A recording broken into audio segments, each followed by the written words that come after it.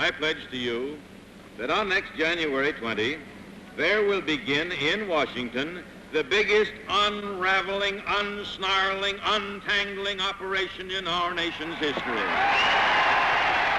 An articulate, polished, dynamic candidate, his defeat in the 1948 presidential election confounded the experts and amazed the nation. His name is Thomas Dewey, and this is his biography.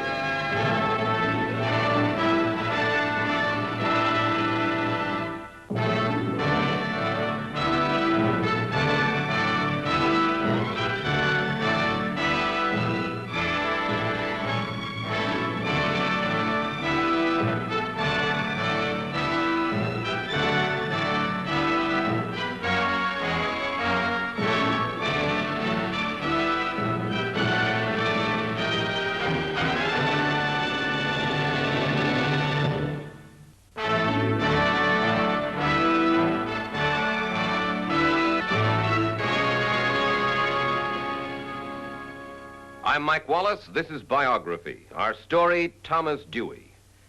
In the 1930s, he caught the public fancy as a vigorous crusader against organized crime. Young, courageous, outspoken, he was happiest when faced with a difficult challenge. People who knew him were awed by Dewey's capacity for hard work and by the determined manner in which he drove himself toward his personal goals. But Tom Dewey said matter-of-factly, no one has ever found a successful substitute for individual ambition. To Americans of every party, I pledge that on January 20th next year, our government will again have a cabinet of the ablest men and women to be found in America.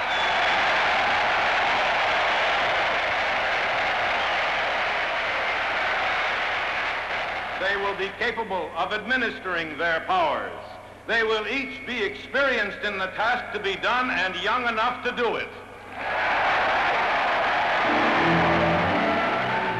In 1948, Thomas Dewey campaigned as the Republican candidate for President of the United States. He seemed assured of winning the November election, of becoming one of the youngest men ever to serve in the White House. Tom Dewey was racing toward the pinnacle of a fascinating and brilliant career in public service.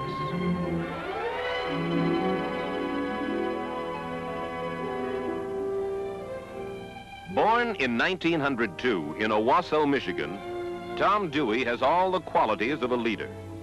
He's the outstanding member of the debating team. He stars in school plays, and he's generally considered the smartest boy in school. As an undergraduate at the University of Michigan, Dewey's singing talent prompts one professor to suggest a career in opera, but he sticks to his boyhood ambition. He will become an attorney and practice law in New York City. In 1931, George Medalley, a leading federal attorney, offers young Dewey a job as his chief assistant. Only 29 years old, the hard-working lawyer heads a staff of 60 federal prosecutors, fighting prohibition-born gangsterism. Federal agents smash illegal breweries, but they cannot stem the flow of bootleg liquor. This lucrative business has become the financial backbone of the nationwide crime syndicates.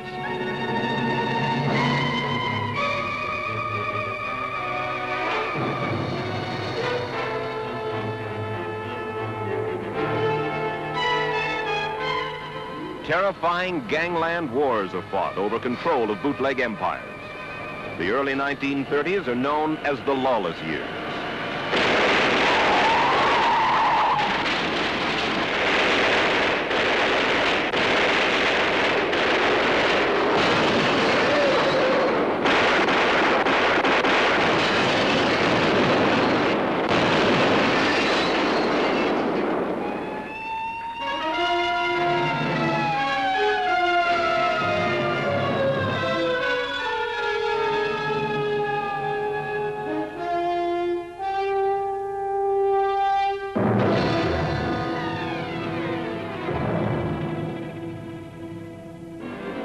Spectacular arrests, like the capture of John Dillinger, make headlines, and police crack down on small-time hoodlums, gangland's little fish.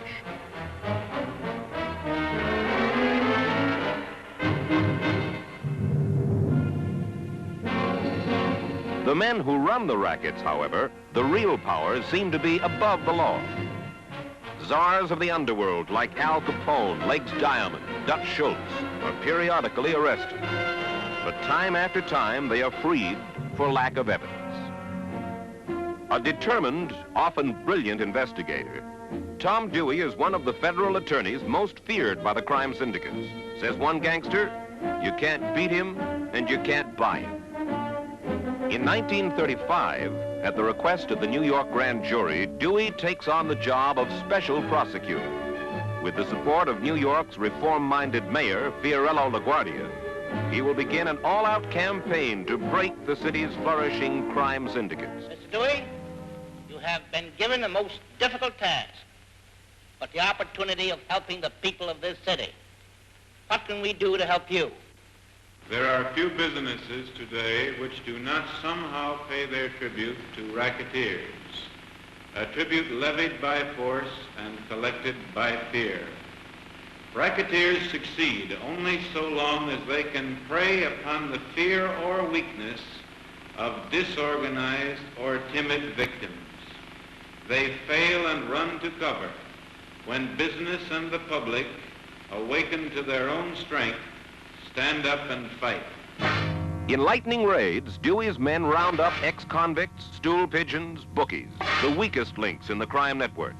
Promising protection in return for testimony, Dewey piles up evidence against top racketeers. The underworld nicknames the special prosecutor's headquarters Dewey's Singing Schools.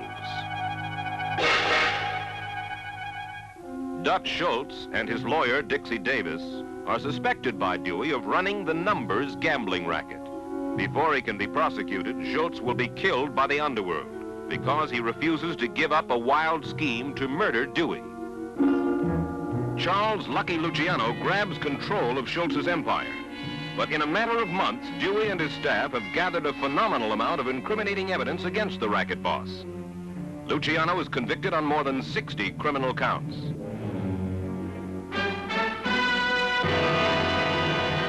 Tom Dewey is publicly hailed as the nation's #1 racket buster. For 2 years now, I have been prosecuting rackets. Every chieftain of the underworld we have indicted is in jail or is a fugitive from justice. The underworld is afraid for the first time in 20 years. In 1937, at the age of 35, Tom Dewey runs for the office of New York County District Attorney. He enters his first political campaign, already a nationally known figure.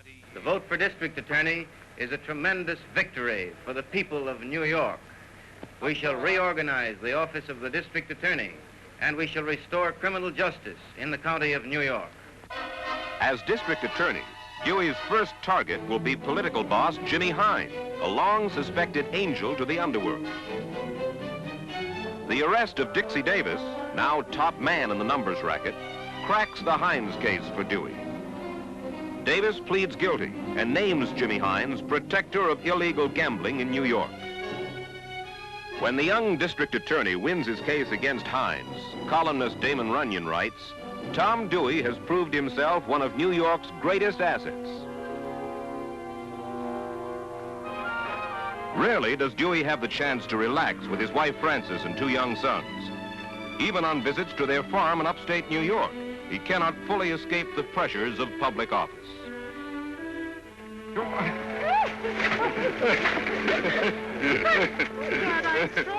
Dewey's life outside his work, writes one reporter, is a little like the interval between rounds in a prize fight, a period of rest, therapy, and reflection about what to do next. In 1938, Tom Dewey accepts the Republican nomination to run for governor of New York. At the convention, he lashes out at those who have said that he should confine his life to criminal investigation. That was based on the flattering but false assumption that I was the only man in New York who could run a large law office, investigate rackets, and prosecute crime. Well, the trouble with that is it just isn't true.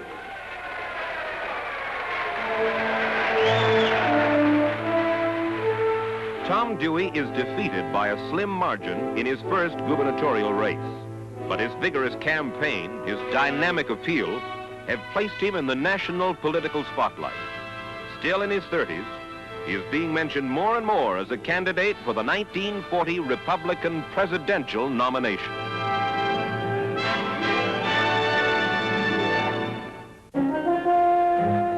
June 1940.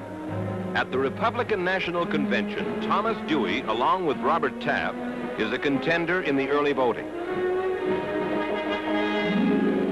A deadlock forces the convention to choose a compromise candidate, and Wendell Willkie captures the Republican nomination.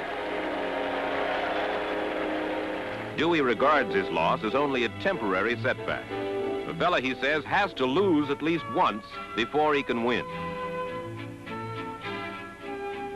In 1942, Dewey runs for governor of New York for the second time.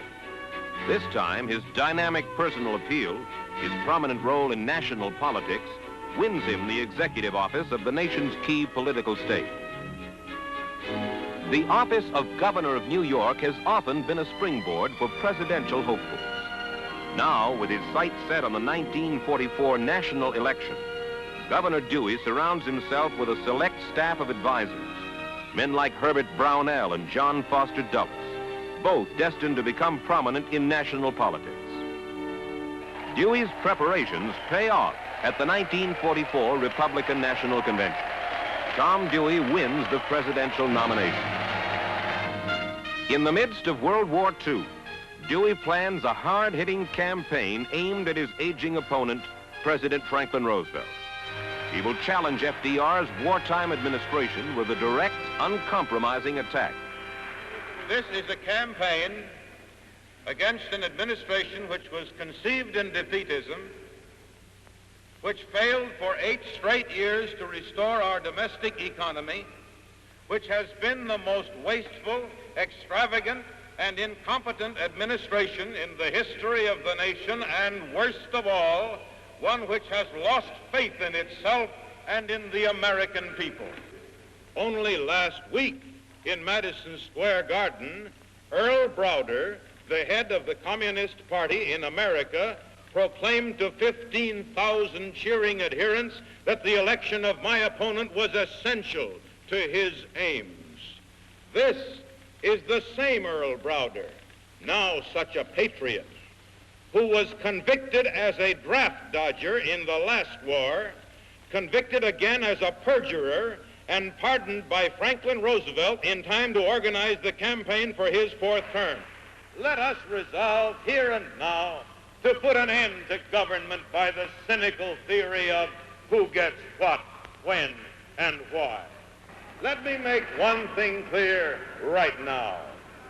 In the new administration that takes office next January 20th, there will be no special privilege for sale to anyone at any price.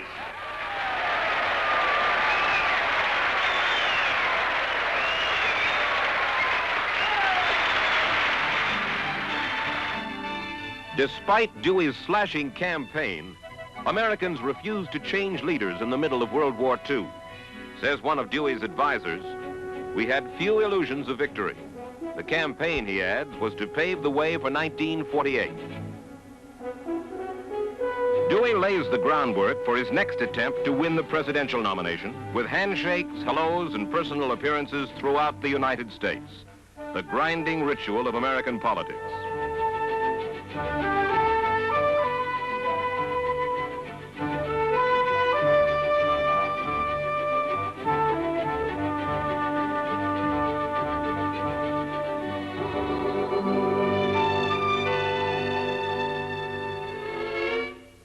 A bizarre initiation into an Oregon caveman's club is part of the publicity buildup for a potential candidate.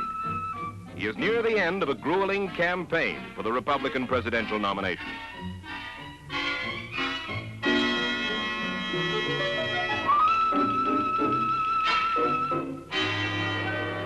At the 1948 convention, Dewey wins what he hopes will be the most important prize of his political career. His nomination as the Republican candidate is the culmination of nearly 4 years of intensive planning and preparation.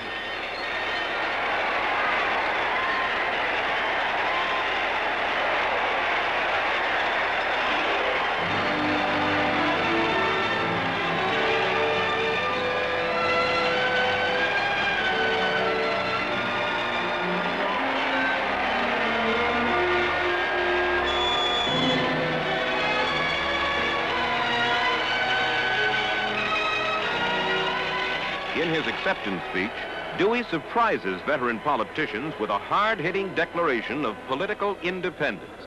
I am happy to be able to say to you that I come to you unfettered by a single obligation or promise to any living person.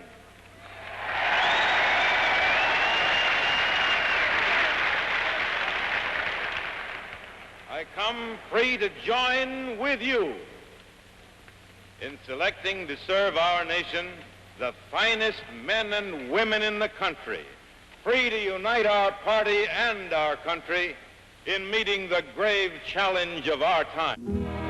Boarding the Victory Special, Tom Dewey begins his post-war presidential race a more mature politician. Unlike 1944, his speeches will be devoid of personal attack. They are painstakingly prepared. Every phrase is carefully evaluated. His campaign is a model of dignity, even reserve. Says one train board reporter, Dewey talks like a man who already is president in everything but name. Dewey's opponent, President Harry Truman, is the hard-fighting underdog. He is given no chance to win. During his grinding campaign, he travels twice as many miles as Dewey, trying to stir support with salty, off-the-cuff speeches. But reporters say that his audiences are uninspired, that many come to see him merely out of curiosity. Dewey will not even answer Truman's charges against the Republican Party. Throughout the campaign, he sticks to a single theme: national unity. With your permission, we're going to have a spring house cleaning in January.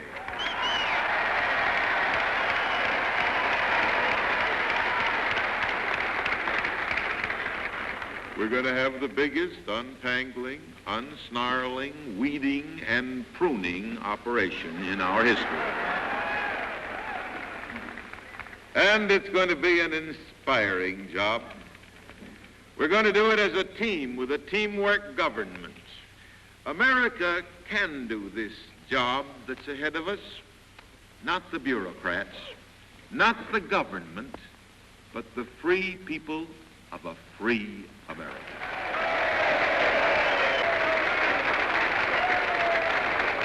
And we'll do it in full partnership with all the American people. Thank you so much.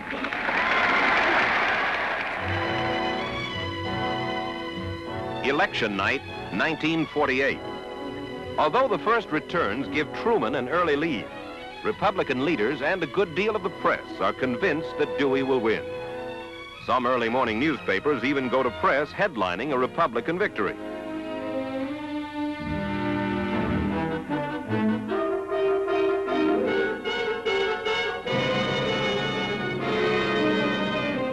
Throughout the night, however, Truman's lead continues to hold. Dewey learns that Midwestern states, which could pivot the election, are voting in favor of the Democratic candidate. Finally, the decision rests with Ohio and Illinois. By narrow margins, both states swing to Truman. Tom Dewey has lost the campaign he was sure to win. Puzzled, disillusioned, he concedes his second presidential election. I've sent the following wire to President Truman. My heartiest congratulations to you on your election and every good wish for a successful administration. I urge all Americans to unite behind you in support of every effort to keep our nation strong and free and to establish peace in the world. At home in Albany, New York, Tom Dewey will resume his duties as governor. But now he faces a hazy future in politics. The entire nation wonders what really happened in the presidential election.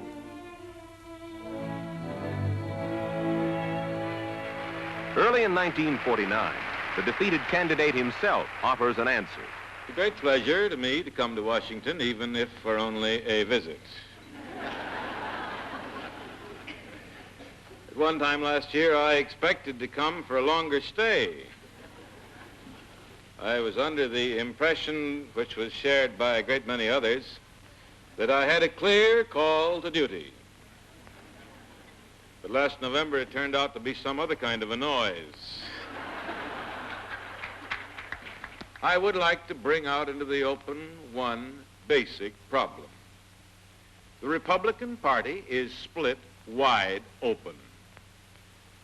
It's been split wide open for years, but we've been busy trying to gloss it over. We've tried to deny it to ourselves and to conceal it. That doesn't work. I am living evidence that it doesn't work.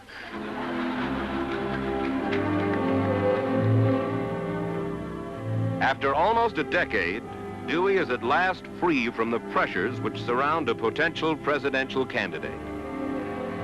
At a benefit dinner, he teams with comedian Danny Kaye to try his hand at an old talent. Cha-cha, cha-cha, cha-cha. La vie, c'est bien, bien, bien. Happy, bien, bien. Cha-cha, cha-cha, cha-cha, cha-cha. La fille de la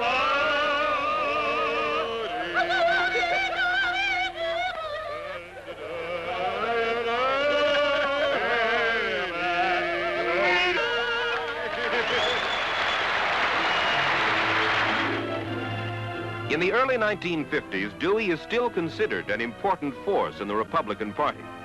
President Dwight Eisenhower urges him to return to national politics, but Dewey will make no commitments. Then, in September 1954, the governor of New York delivers what he calls just about the hardest speech I ever made. After the most thorough and painful consideration, I've concluded that the time has come for me to return to private life. I shall not under any circumstances be a candidate for public office this fall. I do hope you will understand and sympathize with my desire to retire from office at this time. For your great goodness to me in giving me the privilege of serving you, I shall always be profoundly grateful.